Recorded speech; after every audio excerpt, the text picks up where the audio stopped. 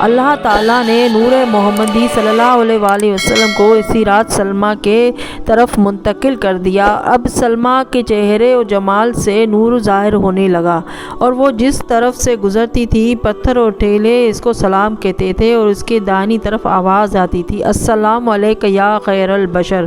مدینہ کی عورتیں سلمیٰ کی زیارت کے لیے آتی تھیں اور اس کے نور جمال کو دیکھ کر حیران رہ جاتی تھیں۔ سلمیٰ کو جو آوازیں سلام و برکات کی آتی تھی وہ اپنے شوہر ہاشم سے ذکر کرتی تھیں، مگر اپنی قوم سے چھپاتی تھیں۔ ایک شب سلمیٰ کو آواز آئی کہ سلمیٰ تجھے بشارت ہو اور مبارک ہو کہ تیرے بطن سے ایک فرزند پیدا ہوگا جو بہترین اہل شہر اور بہترین اہل صحرا ہے۔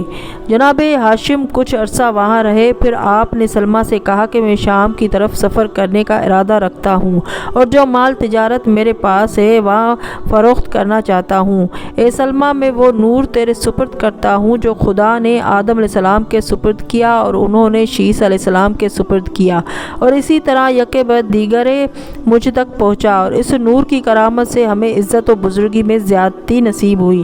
اب اس نور کو خدا کے فرمان کے مطابق تمہارے سپرد کرتا ہوں اور تم سے وعدہ لیتا ہوں کہ اس کی حفاظت کرنا، اور جب یہ فرزند پیدا ہو تو اپنی آنکھوں سے عزیز تر اور اپنی جان سے زیادہ محبوب رکھنا، اور اس کو جہاں تک ہو سکے چھپا کر رکھنا، لوگوں کی نظریں نہ پڑیں۔ اس کے دشمن حاسد بہت زیادہ ہیں، خصوصاً یہودی اس کے بہت زیادہ دشمن ہیں، جیسا کہ تم خود اس کی دشمنی دیکھ رہی ہو۔ اگر میں سفر سے زندہ واپس نہ آؤں اور تمہیں میری وفات کی خبر پہنچے تو اس کی حفاظت و نگرانی میں کوئی کمی نہ کرنا۔ جب یہ بچہ جوان ہو جائے تو اس کو اس کے چاچا کے پاس پہنچا دینا، کیونکہ خانہ خدا ہماری عزت و نصرت کی جگہ ہے۔ سلمیٰ نے عرض کی کہ مجھے آپ کی فرمائش قبول ہے، میں اپنی جان سے زیادہ اس بچہ کو عزیز رکھوں گی اور پوری نگرانی و خدمت کروں گی، مگر میرا دل آپ کی جدائی سے گھبرا رہا ہے۔ اللہ تعالیٰ آپ کو سلامتی کے ساتھ واپس لائے۔ جناب ہاشم نے اپنے بھائی اور رشتہ داروں سے کہا کہ اے میرے بھائیوں، موت ایک ایسی راہ ہے جس سے سب کو گزرنا ہے اور اس سے بچنے کا کوئی چارہ نہیں ہے۔ میں سفر شام کے لیے تیار ہوں اور خدا جانے کہ میں زندہ واپس ہوں یا نہ ہوں۔ میں تمہیں وصیت کرتا ہوں کہ تم سب اتفاق اور اتحاد کے ساتھ رہنا اور ایک دوسرے سے جدا نہ ہونا، کیونکہ اس میں ذلت و رسوائی ہے، اور تمہیں معلوم ہے کہ تمہارے دشمن تمہاری عزت اور تمہاری دولت کے مٹانے پر تلے ہوئے ہیں۔ اپنے بھائی مطلب کو اپنا خلیفہ قرار دیتا ہوں، اس کو اپنا سردار و پیشوا سمجھتا ہوں۔ بابا کی کنجیاں، علم نظار اور تبرکات انبیاء میرے بھائی ہی کے سپرد کرنا، اور دوسری وصیت یہ کرتا ہوں کہ سلمیٰ کے شکم میں جو فرزند ہے یہ بڑی شان و بزرگی والا ہے، اس کی حفاظت کرنا اور اس کی عزت و بزرگی کا پاس لحاظ رکھنا۔ ان سب نے ہاشم سے کہا کہ ہمیں آپ کی وصیت قبول ہے، ہم آپ کے حکم کی اطاعت کریں گے، مگر آپ کی جدائی اور آپ کی اس وصیت نے ہمارا دل توڑ دیا ہے۔ چنانچہ جناب ہاشم سب کو وداع کر کے اور سلمیٰ سے رخصت ہو کر شام کی طرف روانہ ہو گئے اور اپنا مال فروخت کر کے سلمیٰ کے لیے کچھ تحفے خریدے۔ واپسی کا ارادہ کیا تو آپ بیمار ہو گئے اور مرض بڑھتا ہی گیا۔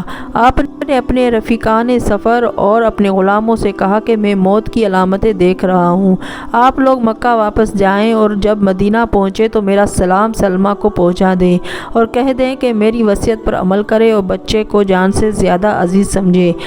مجھے اور کوئی غم نہیں ہے سوائے بچے کے غم کے۔ 2 روز اسی حالت میں رہے، پھر آپ نے فرمایا کہ قلم اور دوات لاؤ کہ میں وصیت نامہ لکھ دوں۔ چنانچہ آپ نے یہ وصیت نامہ تحریر کیا۔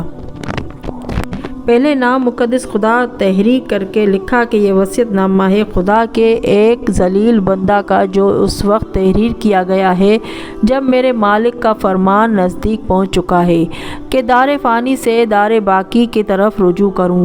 یہ نقطہ میں اس وقت لکھ رہا ہوں کہ میری جان موت کی کشاش میں ہے اور کوئی شخص موت سے گریز نہیں کر سکتا۔ میں اپنا مال تمہارے پاس بھیجتا ہوں، اس کو برابر تقسیم کر لینا، اور میری زوجہ جو تم سے دور ہے مگر تمہاری امانت ہے، یہی نور اس کے پاس ہے، وہ تمہاری عزت ہے، یعنی سلمیٰ کو فراموش نہ کرنا اور اس کے فرزند کو احترام سے رکھنا۔ میرا سلام میرے بچوں اور سلمیٰ کو پہنچا دینا، اور سلمہ سے کہہ دینا کہ میں افسوس کرتا ہوں کہ تمہارے ساتھ سیر ہو کر زندگی بسر نہ کر سکا، افسوس ہے کہ میں اس بچے کا دیدار بھی نہ کر سکا۔ خدا کی رحمت اور اس کی سلامتی تم پر ہمیشہ رہے۔ یہ تحریر لکھ کر وہ مہر لگا کر اپنے ساتھیوں اور غلاموں کو دے دی اور فرمایا کہ مجھے لٹا دو۔ چنانچہ ان کو لٹایا گیا۔ آپ نے آسمان کی طرف نظر کی، عرض کی، اے خدا، بحق نور مصطفیٰ صلی اللہ علیہ وآلہ وسلم آسانی فرما۔ بس اتنا کہنا تھا کہ روح پرواز کر گئی۔ ایک چراغ تھا جو خاموش ہو گیا اور ہاشم کے پیغمبر سے کہا کہ جو شام سے وصیت نامہ لے کر آیا تھا کہ جب تم مکہ پہنچنا تو میری طرف سے ہاشم کے بھائی مطلب کو کہہ دینا کہ میں تمہارے بھائی کی وصیت و عہد و پیما کو پورا کروں گی اور اب میں ان کے بعد کسی سے شادی نہیں کروں گی۔